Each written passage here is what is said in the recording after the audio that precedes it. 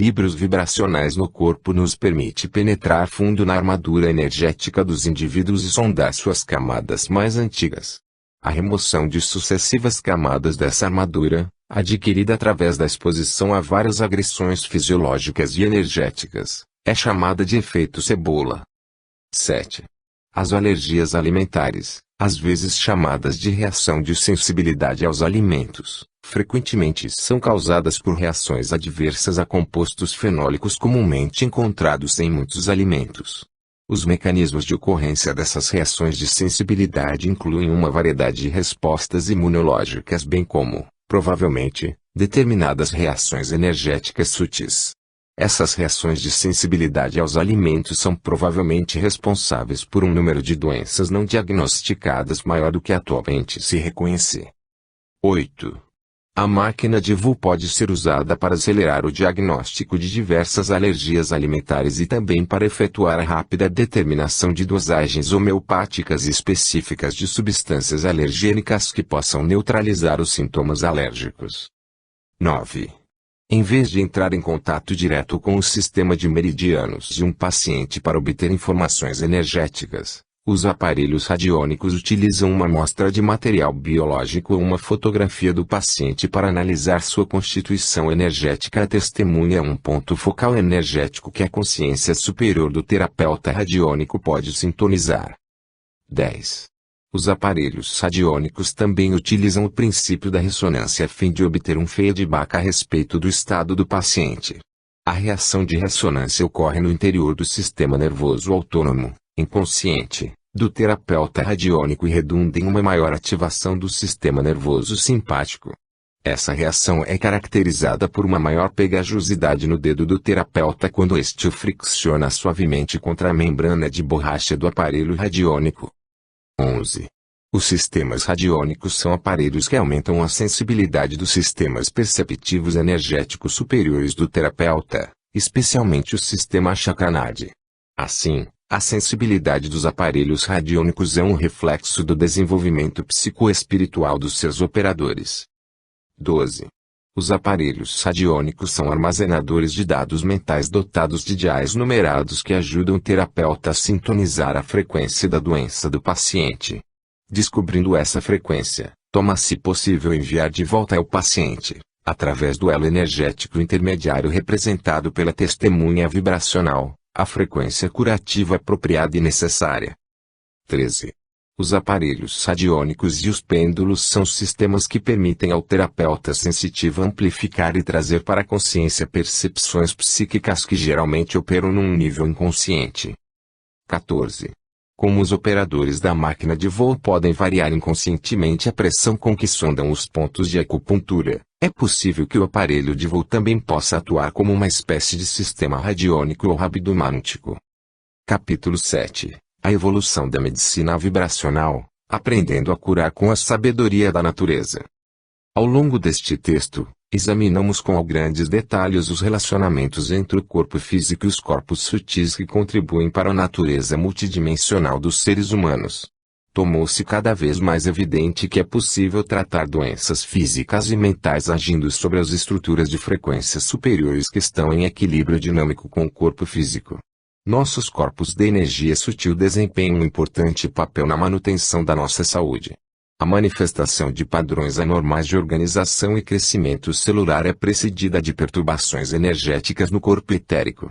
As doenças se manifestam no corpo físico depois que as perturbações de energia já tiverem se cristalizado nos padrões estruturais sutis dos corpos e frequências superiores. Uma das melhores maneiras de corrigir disfunções nos corpos sutis é a administração de doses terapêuticas de energias sutis e frequências específicas na forma de remédios vibracionais. Quando falamos em vibração, estamos usando simplesmente um sinônimo de frequência.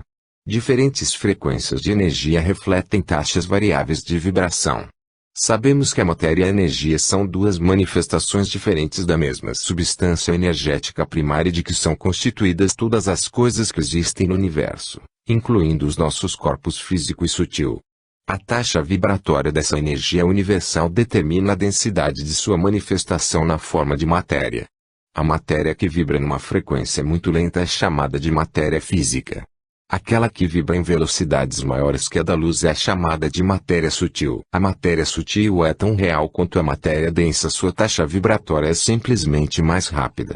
Para que possamos alterar terapeuticamente os nossos corpos sutis, temos de administrar energia que vibra em frequências que estão além do plano físico.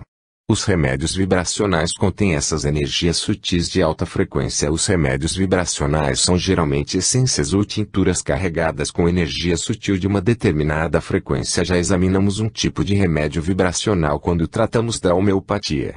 Conforme demonstram os remédios homeopáticos típicos, as características vibracionais são geralmente fixadas no agente universal de armazenamento da natureza, a água. Os padrões energéticos sutis armazenados na essência vibracional podem ser usados para influenciar os seres humanos em diversos níveis interativos. Existe um grande número de remédios vibracionais obtidos a partir da Mãe Natureza. As essências de flores vivas estão entre as mais antigas modalidades naturais de cura. Continuaremos a nossa discussão da evolução vibracional abordando as dádivas proporcionadas à humanidade pelas flores do nosso planeta. Aprendendo a curar com os remédios florais, o Dr. Bach descobre as dádivas ocultas da natureza. Dentre os nomes associados ao uso terapêutico de essências florais, um dos mais respeitáveis é Dr. Bach, da Inglaterra. No início do século XX, o Dr. Bach era um respeitável médico homeopata de Londres.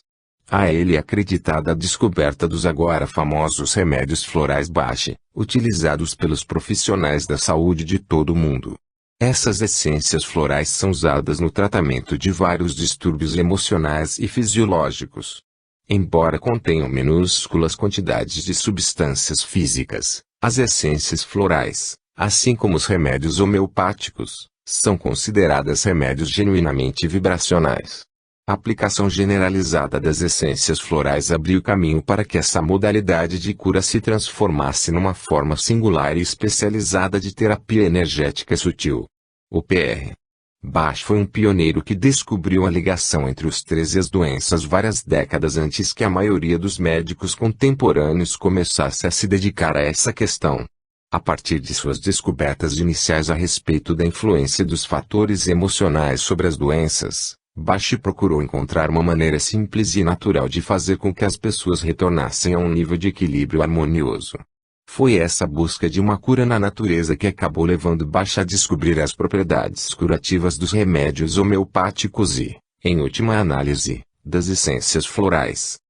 Antes de tornar-se homeopata, Bach era um médico ortodoxo especializado em bacteriologia e trabalhava num grande hospital de Londres. Uma das suas primeiras descobertas nessa área esteve relacionada com a presença de determinados tipos de bactérias no trato gastrointestinal de pessoas que sofriam de enfermidades crônicas. Ele constatou a existência de diversas bactérias cuja presença no trato gastrointestinal estava associada de forma consistente ao agravamento de enfermidades crônicas como artrite e doenças reumáticas. Se as bactérias suspeitas estivessem de fato contribuindo para agravar essas doenças reumáticas, então o fortalecimento da capacidade de o corpo rejeitar imunologicamente esses micro-organismos proporcionaria uma melhora no estado de saúde dos pacientes, aliviando os sintomas da artrite. Bach presumiu que a inoculação dos pacientes com vacinas preparadas a partir dessas bactérias intestinais produziria o desejado efeito de remover do sistema as toxinas bacteriais que causavam a doença crônica. Com base nessa suposição, Bach produziu vacinas diluídas a partir de patógenos intestinais suspeitos, os quais, como ele constatara, estavam ligados a episódios de agravamento das doenças crônicas.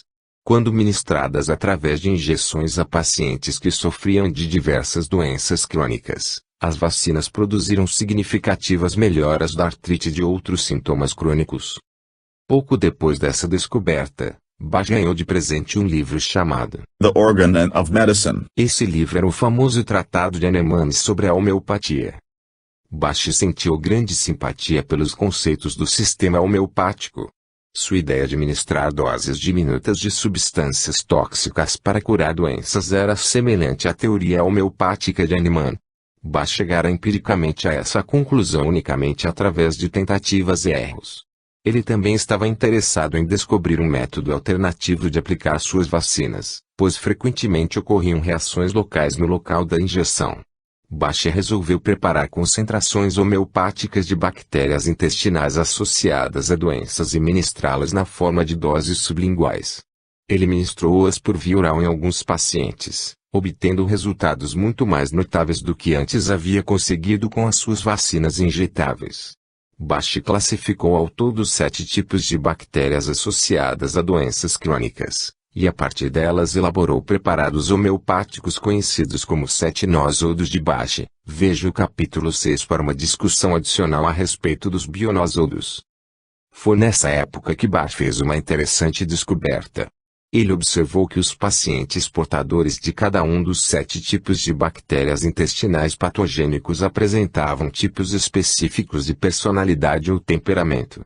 Ele achou que os 7 tipos de bactérias estavam associados a 7 personalidades distintas. Com base nessa suposição, Bache começou a tratar os pacientes com os nosodos. Ele prescrevia os nosodos tendo por base exclusivamente o temperamento dos pacientes. Bache ignorou os aspectos físicos das doenças que os afligiam e lidou apenas com os sintomas mentais que havia correlacionado com determinados nosodos. Utilizando esse método, Bache obteve resultados clínicos positivos que excederam às suas expectativas.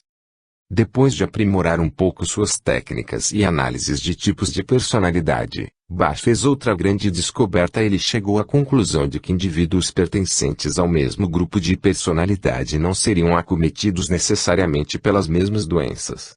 Ao se defrontarem com qualquer tipo de agente patogênico, os pacientes do mesmo grupo de personalidade provavelmente reagiram às suas doenças de modo semelhante com os mesmos comportamentos, disposição de ânimo e estado de espírito, independentemente da espécie de doença.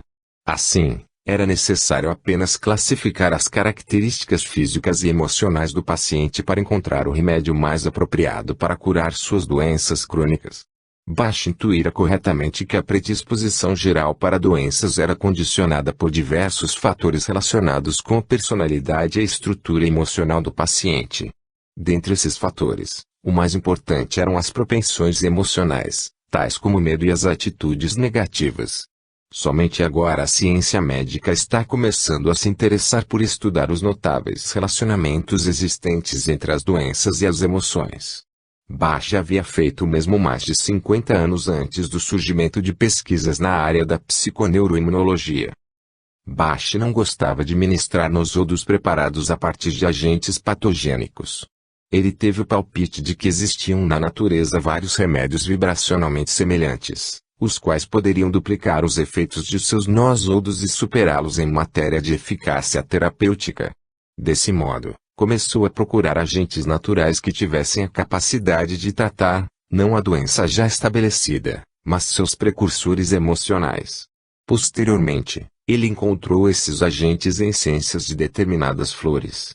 Bache identificou ao todo 38 essências. A 38ª essência era uma mistura floral conhecida familiarmente como remédio de salvação. Bache percebeu acertadamente que a ligação doença-personalidade era provocada por padrões energéticos disfuncionais nos corpos sutis. Ele teve a impressão de que as doenças eram causadas pela desarmonia entre a personalidade física e o eu superior, ou alma, a qual refletir-se-ia em determinados tipos de peculiaridades mentais e atitudes presentes no indivíduo. Essa desarmonia mental e energética entre a personalidade física e o eu superior era considerada mais importante do que o processo patogênico propriamente dito. Bache achou que as energias vibracionais sutis das essências florais poderiam contribuir para realinhar os padrões emocionais de disfunção. O indivíduo poderia gozar de mais harmonia interior através de um aumento no alinhamento da personalidade física com as energias do eu superior, o que redundaria em maior paz de espírito e expressão de alegria. Através da correção desses fatores emocionais, os pacientes seriam ajudados a aumentar a vitalidade física e mental, o que contribuiria para a cura de qualquer doença física. Bache estabelece uma ligação entre a personalidade física e o eu superior por meio de uma filosofia reencarnacionista. Para citar as palavras do próprio Bache: Nunca é excessivamente firme a ideia de que toda alma encarnada está aqui com o propósito específico de ganhar experiência e compreensão e de aprimorar sua personalidade no sentido daqueles ideais estabelecidos pela alma. Lembremos-nos todos de que a alma de cada um de nós estabeleceu para cada indivíduo uma determinada missão e que, a menos que essa missão seja cumprida, ainda que talvez de forma inconsciente, haverá inevitavelmente um conflito entre a alma e a personalidade do indivíduo, acarretando necessariamente doenças físicas. Desde tempos imemoriais sabe-se que a providência colocou na natureza meios de prevenção e cura de doenças através de ervas, plantas e árvores divinamente enriquecidas. Foi dado a esses vegetais o poder de curar todos os tipos de doenças e padecimentos. Na terapia com esses remédios não se atenta para a natureza da doença. Trata-se o indivíduo e, quando ele fica bom, a doença desaparece, expulsa pelo fortalecimento da saúde. A mente, sendo a parte mais delicada e sensível do corpo, indica o início e o curso da doença de forma muito mais clara do que o corpo, de modo que é a observação da mente que orienta a prescrição do remédio ou dos remédios necessários. Está diante de nós a aurora de uma nova e mais aperfeiçoada arte de curar. 100 anos atrás, a homeopatia de Hahnemann foi o primeiro raio de luz matutino depois de uma longa noite de escuridão, sendo provável que ela venha a desempenhar um importante papel na medicina do futuro.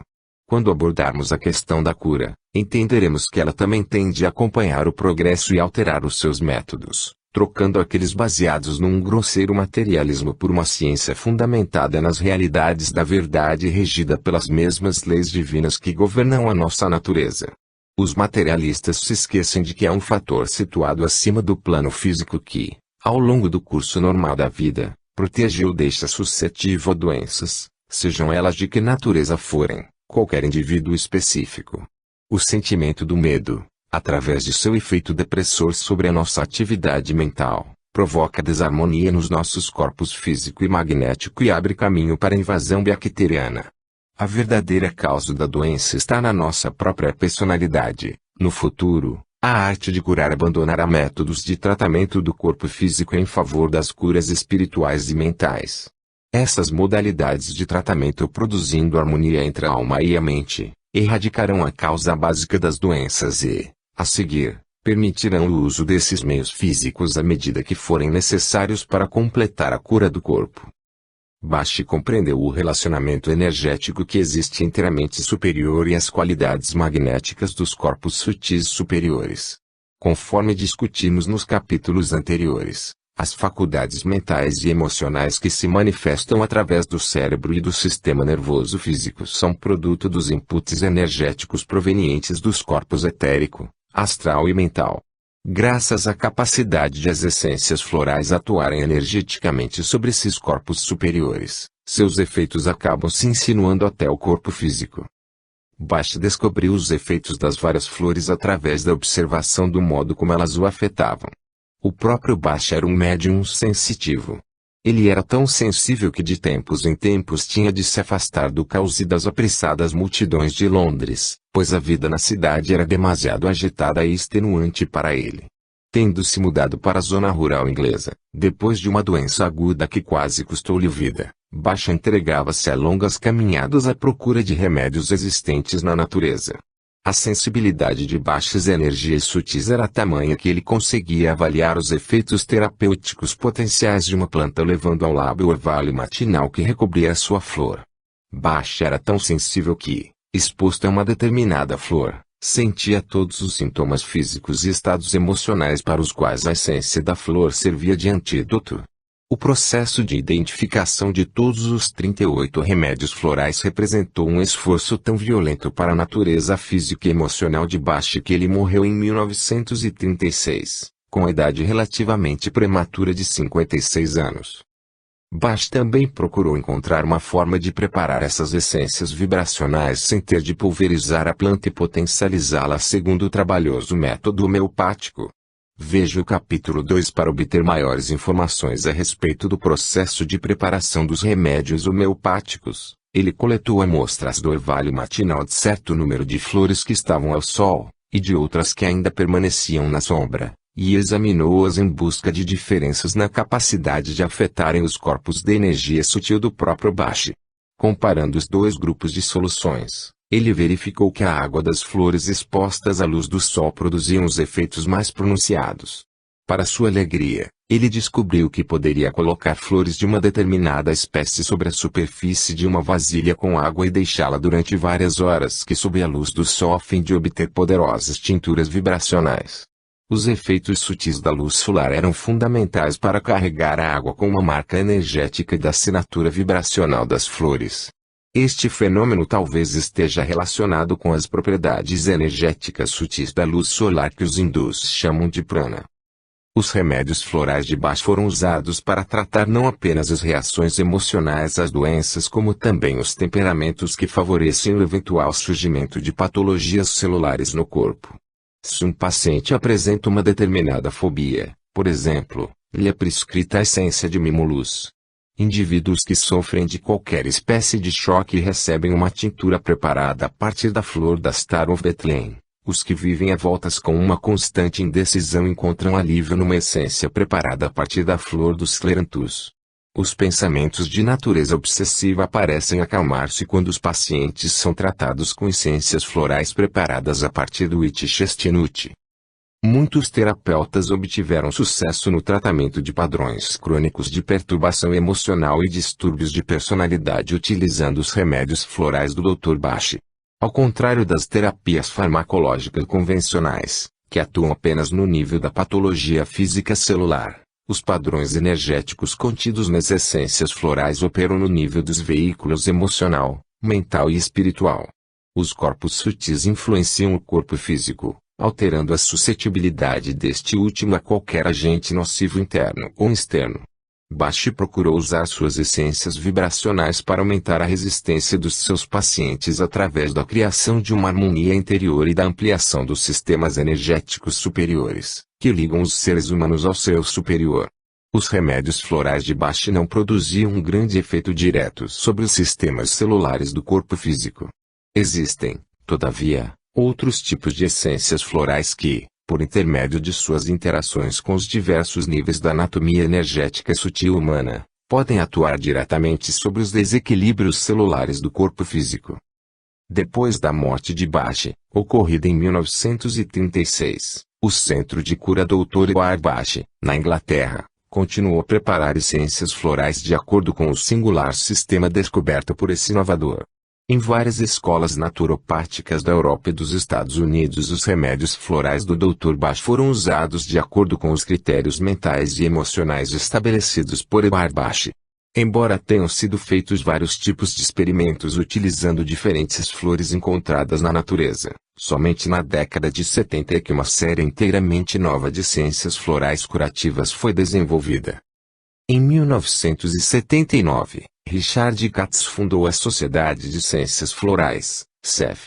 A sociedade proporcionou uma estrutura para que pesquisadores e terapeutas da área das essências florais pudessem trocar informações a respeito do uso desses remédios.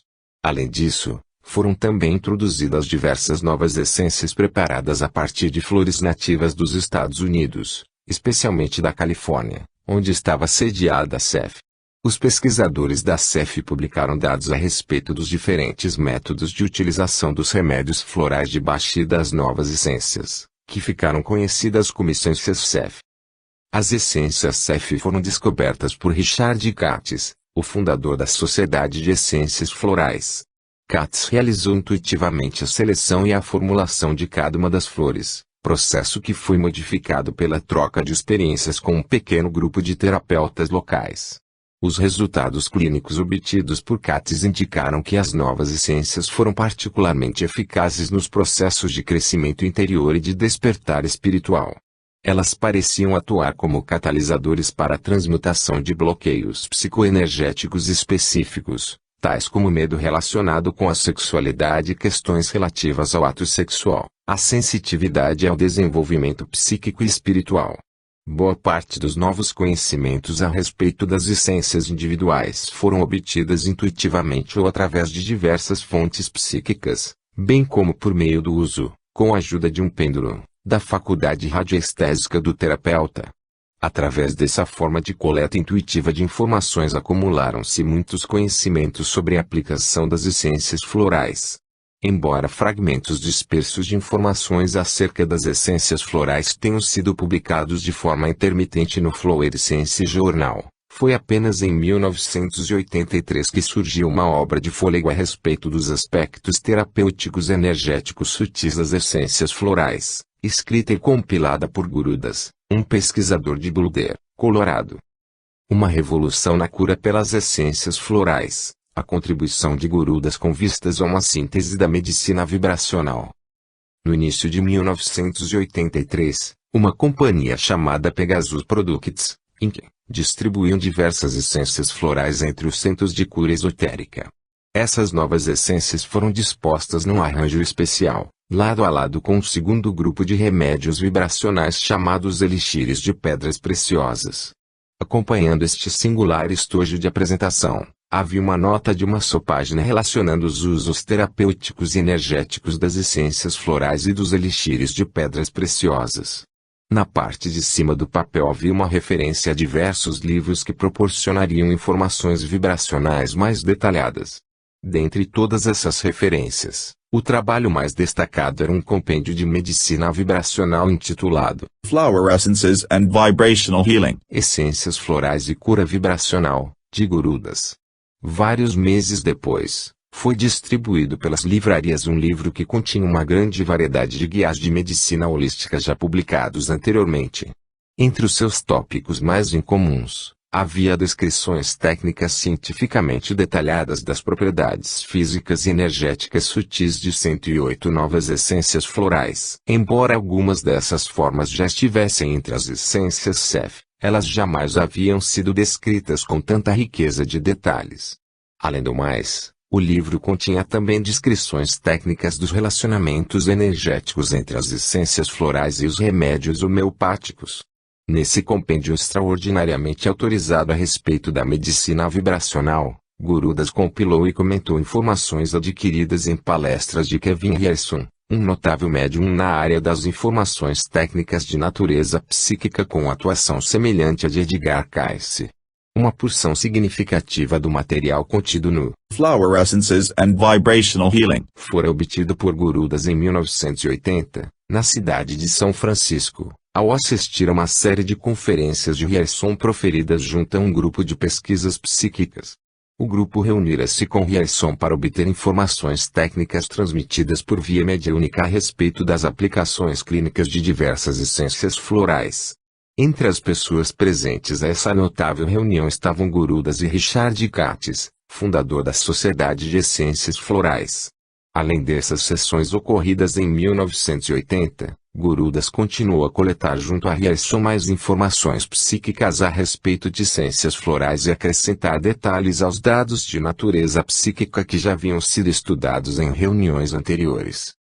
E preciso deixar claro aqui que o material obtido por via mediúnica fornece informações inéditas a respeito do que hoje pode ser considerada uma nova tecnologia de cura, embora as origens desses métodos possam efetivamente ser bastante antigas.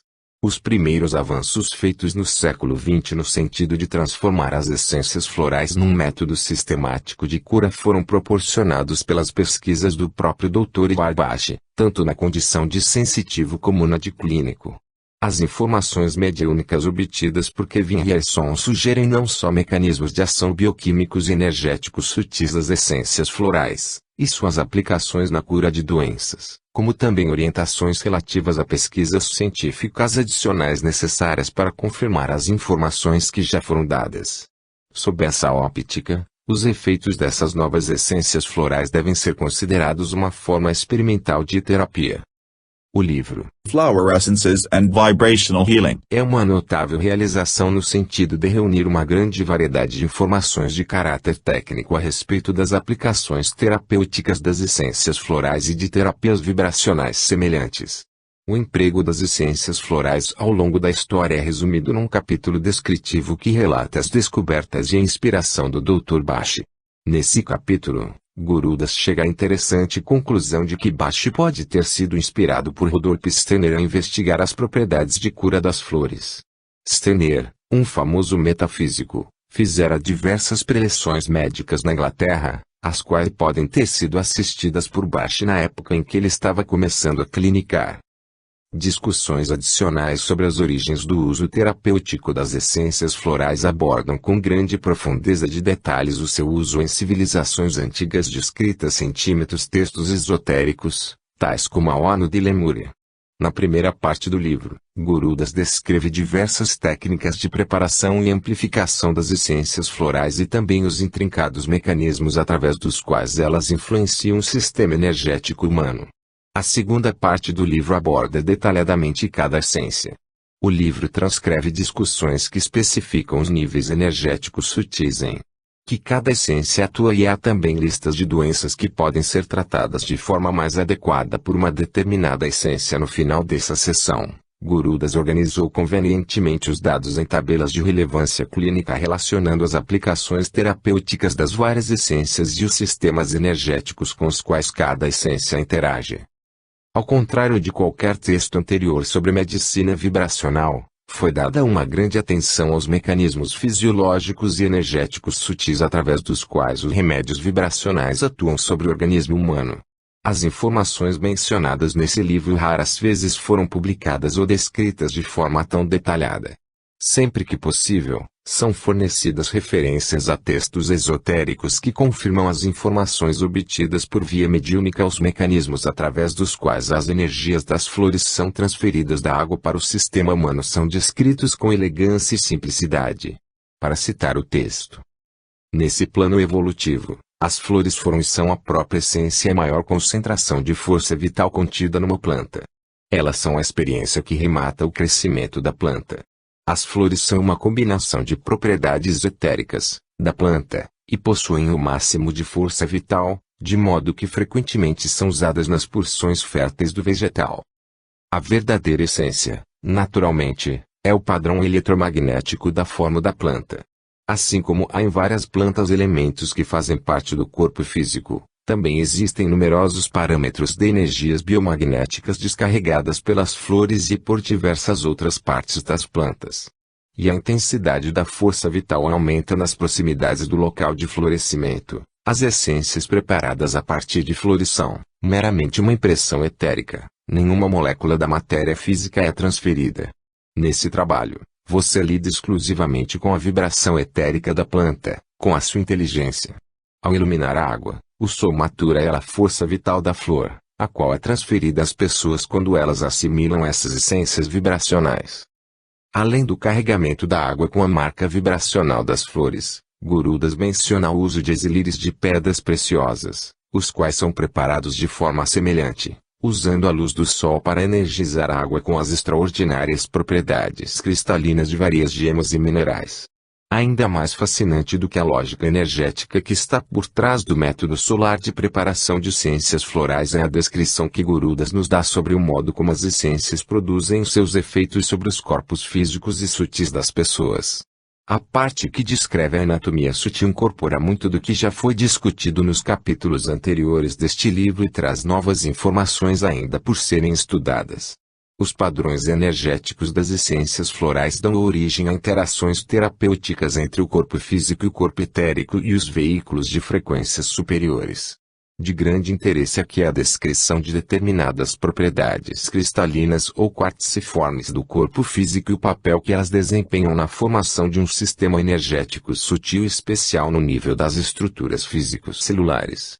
Em capítulos posteriores, examinaremos com mais detalhes as propriedades energéticas e curativas do quartzo e de outros cristais.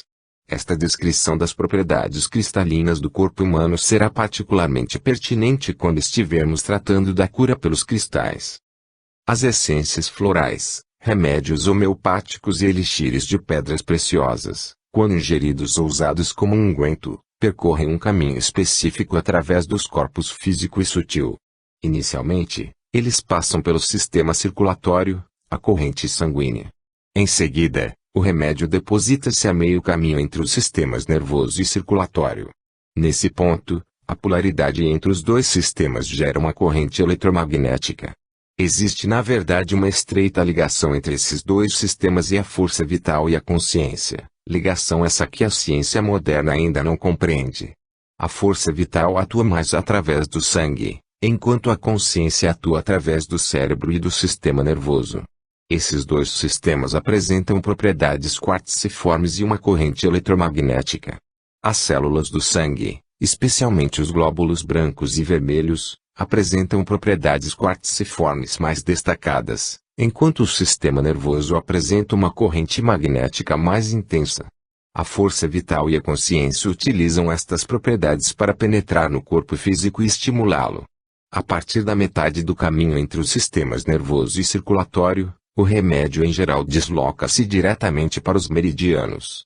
Saindo dos meridianos, a força vital penetra nos diversos corpos sutis e chakras ou retorna diretamente para o corpo físico, no nível celular, através de vários portais situados a meio caminho entre os sistemas nervoso e circulatório. Seu percurso é determinado pelo tipo do remédio e pelo temperamento da pessoa. As três principais vias através das quais a força vital do remédio pode reentrar no corpo físico são o corpo e o fluido etéricos, os chakras e a pele, com suas propriedades silícicas ou cristalinas. O fluido etérico é a parte do corpo etérico que leva a força vital para as células do indivíduo. O cabelo, com suas propriedades cristalinas, transporta a força da vida. Ele não é um portal.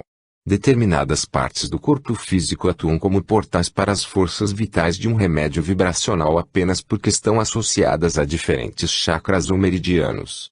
A força vital de um remédio vibracional geralmente tende a dirigir-se para um portal, embora possa reentrar no corpo físico através de diversos portais. Depois de atravessar um dos portais que acabamos de descrever, a força vital passa meio caminho entre os sistemas nervoso e circulatório, antes de atingir o nível celular e as áreas desequilibradas do corpo físico. Embora esse processo todo aconteça de forma instantânea, geralmente leva algum tempo para que se possa sentir os resultados. Segundo esta interpretação, as energias sutis das essências florais passam pelo sistema circulatório e pelos nervos antes de alcançar os meridianos. Uma das interconexões mencionadas parece ser uma espécie de rede eletromagnética de fluxo de energia que existe entre a corrente sanguínea e o sistema nervoso. Essa rede de energia específica era desconhecida pela maioria dos fisiologistas esotéricos. Determinados pesquisadores, como Itzhak Bentov, observaram a existência de vias especializadas de ressonância magnética que ligam o sistema circulatório ao sistema nervoso durante a meditação. O modelo de Bentov será discutido com mais detalhes num capítulo posterior a respeito da meditação.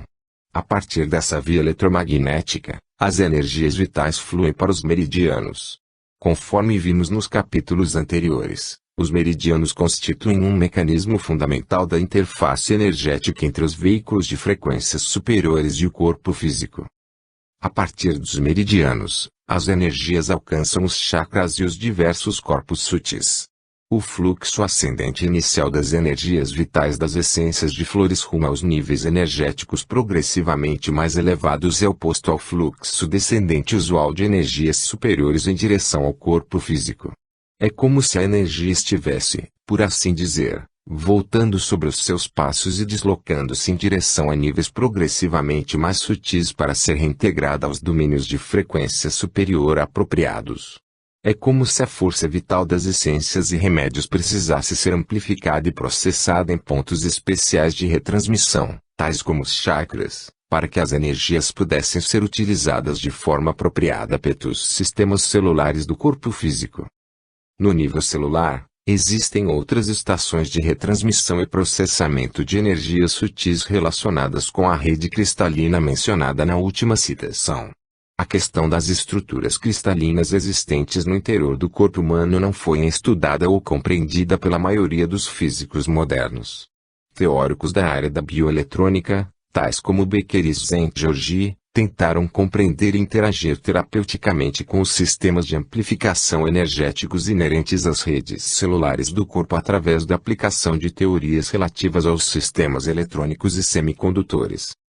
Recentemente, os cientistas começaram igualmente a reconhecer a existência de tipos especiais de cristais fluidos ou, como também são chamados, cristais líquidos.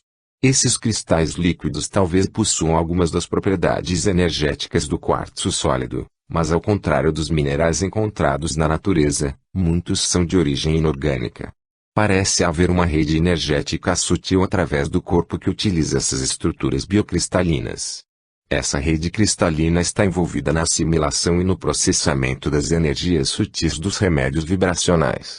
Na citação que se segue, extraída da obra de Gurudas, que se baseou em material psicografado por Kevin Ryerson, o princípio da ressonância bioenergética é mais uma vez mencionado em relação aos componentes cristalinos dos sistemas energéticos sutis que constituem uma parte essencial do corpo humano. No corpo físico e nos corpos sutis, existem várias estruturas quartziformes que intensificam os efeitos dos remédios vibracionais. No corpo físico, essas áreas incluem sais celulares, tecidos gordurosos, glóbulos brancos e vermelhos, linfa e glândula pineal. Embora essas estruturas cristalinas formem um sistema completo dentro do corpo, ele ainda não foi isolado e compreendido apropriadamente pela medicina moderna. As estruturas cristalinas operam em ressonância simpática. Existe uma sintonia entre as propriedades cristalinas dos corpos físicos e sutis, dos éteres e de muitos remédios vibracionais, especialmente essências florais e elixires de pedras preciosas.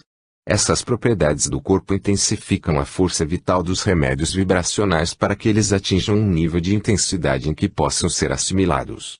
Na verdade, essas propriedades cristalinas são pontos de retransmissão para as energias mais etéricas penetrarem no corpo físico. Isto permite uma distribuição equilibrada das diversas energias na frequência correta, o que estimula a eliminação da toxicidade para dar lugar à saúde. Isso assemelha-se ao que acontece quando vibrações na frequência das ondas de rádio atingem um crista, num aparelho radioreceptor. O cristal vibra ao absorver as ondas de alta frequência e produz frequências audíveis que são percebidas pelo corpo. Quando os remédios vibracionais são intensificados, a força vital neles contida chega até as partes desequilibradas do corpo mais rapidamente e numa forma mais estável. Os remédios podem purificar a aura e os corpos sutis, de modo que esses desequilíbrios não irão mais contribuir para a má saúde. Se isso lhe parece estranho, lembre-se de que os cientistas demonstraram várias vezes que energias sutis como ultrassons e micro-ondas podem provocar doenças. Porque outras formas de energia sutil não poderiam produzir saúde. Quanto à questão das energias sutis e frequências específicas induzirem o corpo a eliminar a toxicidade das doenças, devemos nos lembrar das explicações contidas nos capítulos anteriores deste livro, nos quais foram descritos os mecanismos através dos quais os remédios homeopáticos produzem seus efeitos sobre os seres humanos. A rede cristalina do corpo humano contribui para a transdução e a distribuição das energias sutis dos remédios homeopáticos e das essências florais entre os mecanismos de ação apropriados.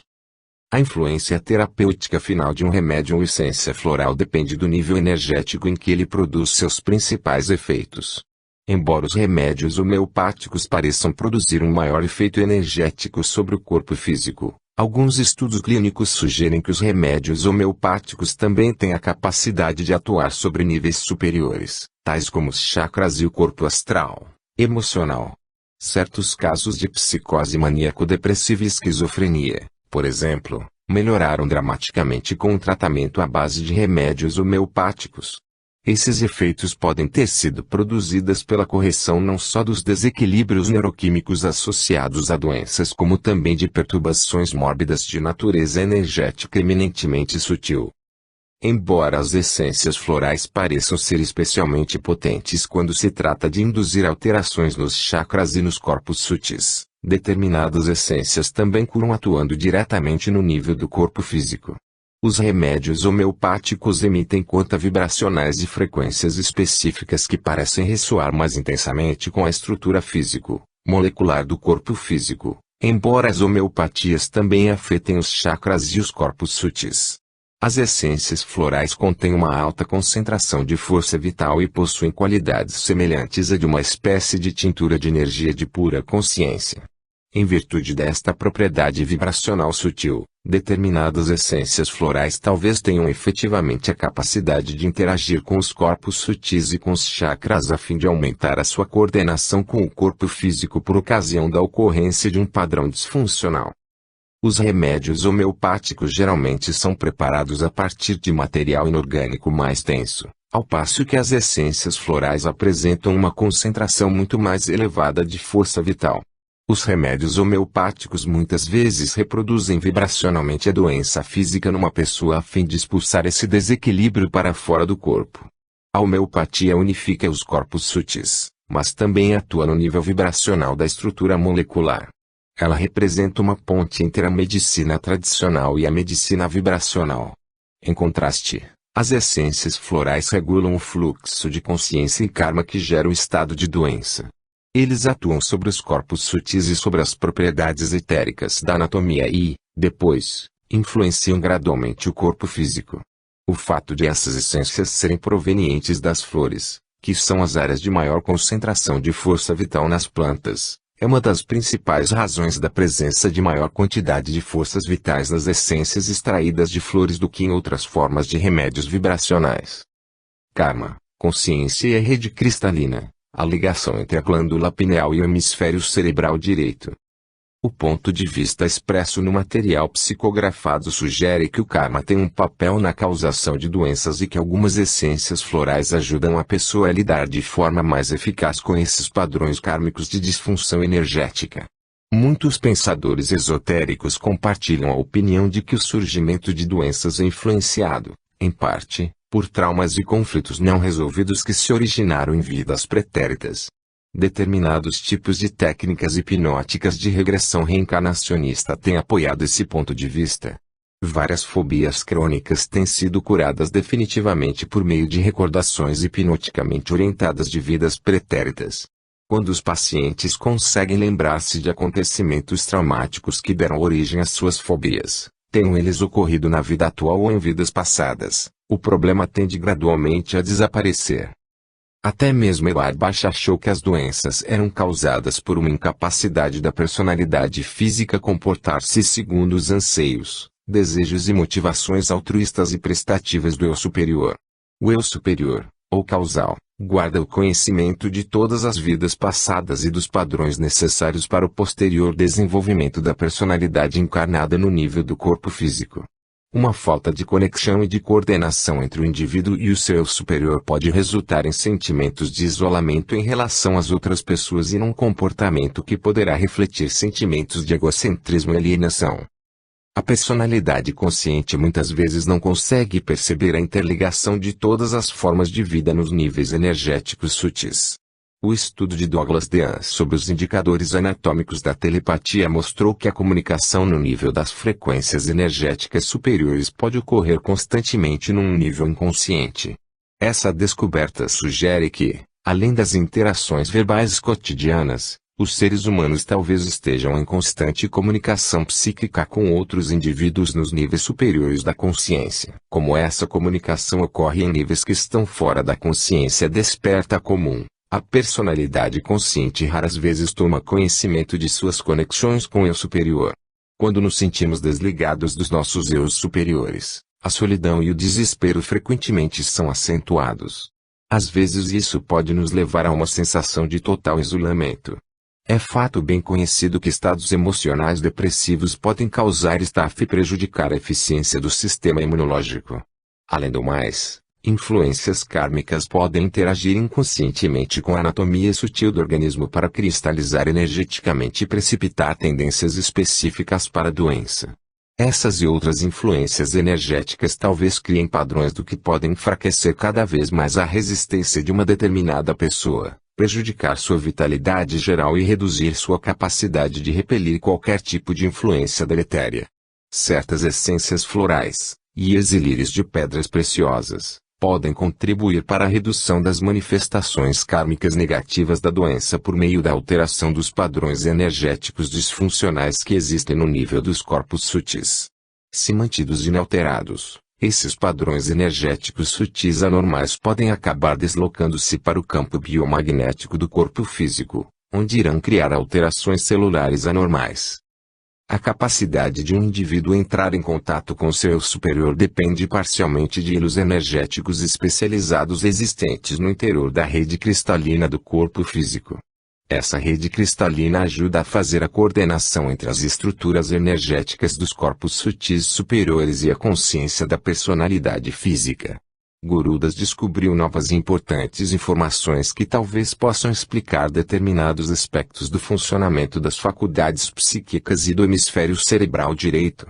As faculdades psíquicas são mediadas por vias cristalinas e bioenergéticas especiais, através das quais o eu superior pode interagir com a consciência da personalidade física. Uma estrutura cristalina específica particularmente importante para a nossa receptividade psíquica é a glândula pineal e, mais especificamente, a calcificação pineal, um cristal localizado no centro do cérebro. Há muito utilizada como um indicador estrutural para avaliação dos parâmetros de simetria dos raios-x no interior do cérebro humano, a verdadeira função da glândula pineal continua desconhecida. Alguns cientistas chegaram a sugerir que, quanto maior a calcificação, menor a capacidade de função fisiológica remanescente na glândula pineal supostamente atrofiada e envelhecida. As pesquisas médicas na área da cronobiologia reconheceram a pineal como um dos relógios biológicos do corpo. Ela também exerce um controle hormonal sobre o processo de maturação sexual e é influenciada pelos ciclos de luz do dia e da noite. A glândula pineal controla o nosso desenvolvimento biológico, inibindo o amadurecimento sexual até a chegada do momento apropriado. Curiosamente, a glândula pineal produz um hormônio chamado melatonina, o qual não apenas inibe o amadurecimento sexual como também parece desempenhar uma função adicional na regulação dos ciclos de sono. Na literatura esotérica, a glândula pineal há muito tem sido associada ao terceiro olho. Nossos ancestrais biológicos primitivos possuíam efetivamente um terceiro olho funcional, embora rudimentar, que tinha até mesmo lentes semelhantes às que existem no tuatara, um lagarto do hemisfério sul. A glândula pineal está associada ao fenômeno da luz de acordo com diversas perspectivas biológicas e energéticas. Essa associação esotérica da glândula pineal com o terceiro olho em seres humanos deriva da ligação entre o chakra do mesmo nome e a glândula pineal. A glândula pineal está ligada ao sistema de chakras através de um circuito energético especial que se desenvolveu nos seres humanos ao longo do tempo. Esse sistema especializado de energia está relacionado com a ascensão das energias da personalidade para um nível mais elevado e mais espiritual de consciência. Além disso, esse mesmo sistema energético é responsável pela estimulação e balanceamento dos principais chakras do corpo, ao mesmo tempo em que libera todo o potencial criativo e evolucionário do indivíduo. Na literatura hindu e yogi, esse singular sistema que ativa a energia dos chakras e contribui para o despertar da consciência superior é chamado de Kundalini. A Kundalini é visualizada como uma serpente enrolada, a verdadeira tradução da palavra sânscrita Kundalini, que se acha inativa sobre a região coxígea do primeiro grande chakra. Tal como uma serpente enrolada, o Kundalini está sempre pronta para entrar em ação, na maioria dos indivíduos, porém, essa serpente de energia repousa tranquilamente. Quando seu poder é liberado de forma coordenada como, por exemplo, através da meditação, a energia Kundalini sobe lentamente pela coluna espinal, ativando sequencialmente os chakras superiores, especialmente os chakras do terceiro olho e da parte superior da cabeça. A pessoa poderá sentir a luz inundando o seu cérebro e vivenciar uma tremenda expansão de consciência segundo o material contido em Fluorescences and Vibrational Healing. O processo de ativação Kundalini utiliza os circuitos cristalinos do corpo, particularmente a glândula pineal, e também um arco reflexo especial de energia ressonante que se estende da região do cóccix até a base do cérebro.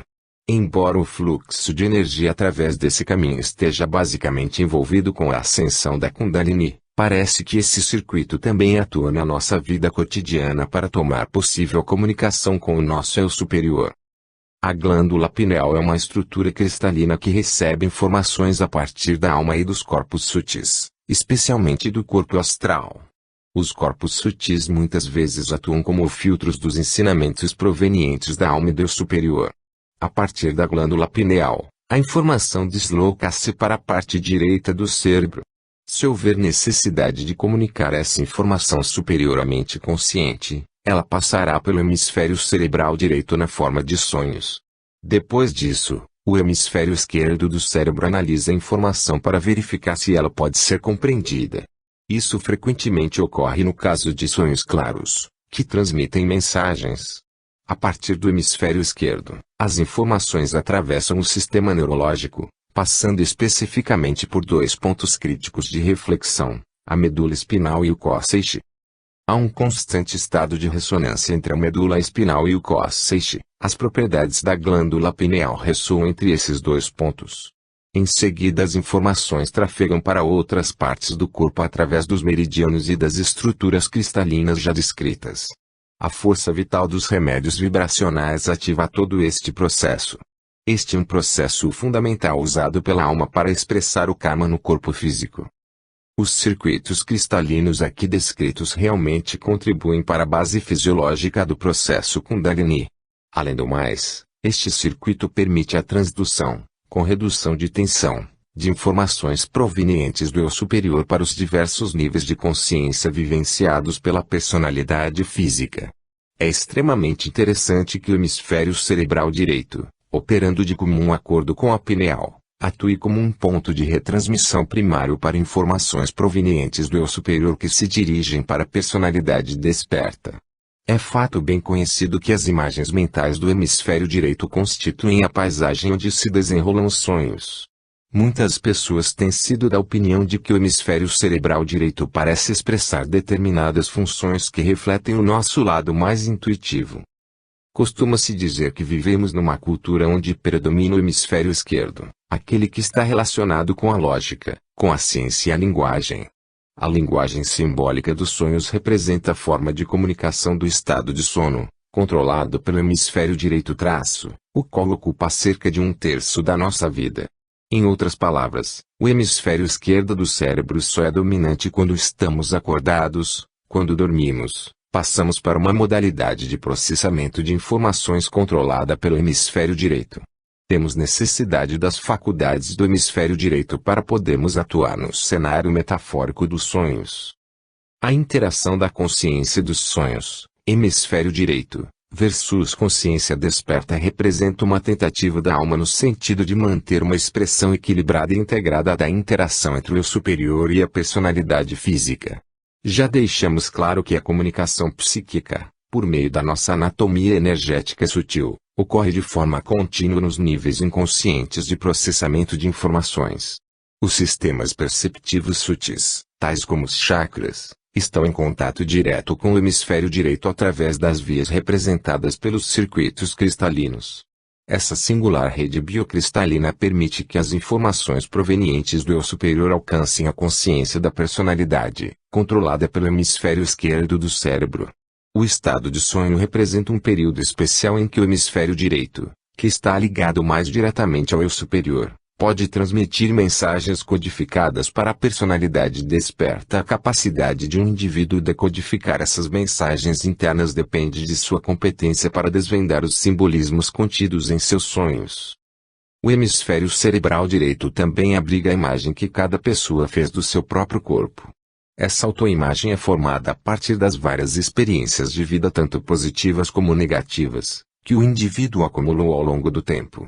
A autoimagem das pessoas é criada a partir de mensagens inconscientes contidas em fitas que correm através dos biocomputadores do hemisfério cerebral direito. Essas mensagens falam a cada indivíduo a respeito de suas qualidades humanas, aparência física e senso do seu próprio valor. Como os sonhos são a linguagem do cérebro, eles encerram um grande potencial como ferramentas para a compreensão, não apenas da mente inconsciente, mas também para a decifração da consciência espiritual interior e do autoconhecimento. Os sonhos formam uma linguagem pictográfica, simbólica que talvez represente uma tentativa do hemisfério direito transmitir importantes informações inconscientes à personalidade desperta e consciente controlada pelo hemisfério esquerdo do cérebro. Algumas vezes, quando os sonhos são ignorados, o hemisfério direito poderá tentar comunicar mensagens importantes à faceta da personalidade dominada pelo hemisfério esquerdo através da criação de distúrbios simbólicos e de doenças no corpo físico. Tem-se dito que sempre existe uma determinada metáfora para a doença. A doença física às vezes poderá representar as nossas próprias inadequações e sentimentos íntimos ocultos que estão cristalizados nos padrões simbólicos da linguagem corporal do hemisfério direito do cérebro. A linguagem simbólica de expressão das doenças talvez também esteja relacionada com determinados chakras que apresentam bloqueios energéticos produzidos por disfunções emocionais na personalidade. Quando os chakras ficam bloqueados, o mesmo acontece com os caminhos do fluxo de informações que ligam o eu superior à personalidade física a certas essências florais e elixires de pedras preciosas. Ajudam a fortalecer essas vias naturais do fluxo energético, estabilizando e integrando, assim, a personalidade ao eu superior.